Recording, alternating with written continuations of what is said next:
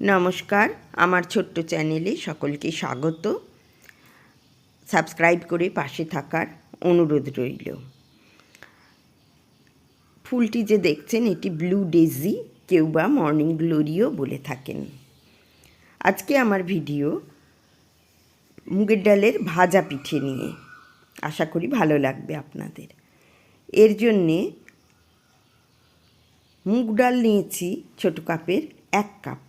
মুগ ডালগুলি শুকনো খোলায় লালচে করে ভেজে, খুব পুড়ে যাবে না এরকম, যাতে সুগন্ধটা থাকে, ভেজে প্রেশার কুকারে সেদ্ধ করেছিলাম। ওর মধ্যে একটি রাঙা আলু দিয়ে দিয়েছিলাম।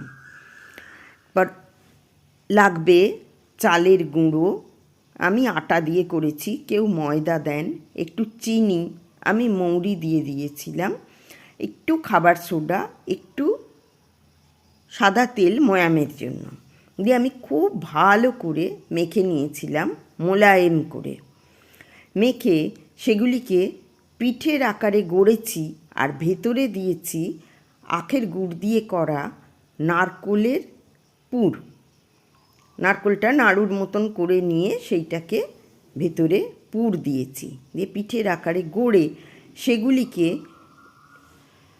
ছাঁকা তেলে ভেজে তুলেছি।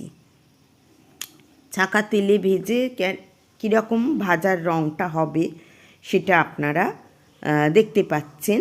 সেগুলিকে একদম লালচে করে ভেজে তুলে নিয়েছি। সেগুলি লালচে করে ভেজে তুলে নেওয়ার পর তাতে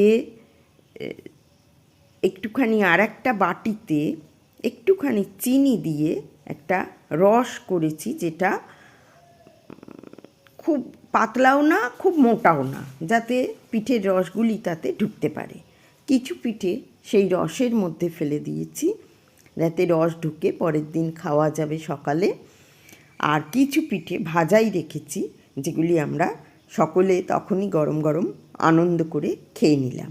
আর পিঠে তো পরের দিন খাওয়াই যায়, সেটাই পিঠের নিয়ম। ভিডিওটি কেমন লাগলো আপনারা জানাবেন।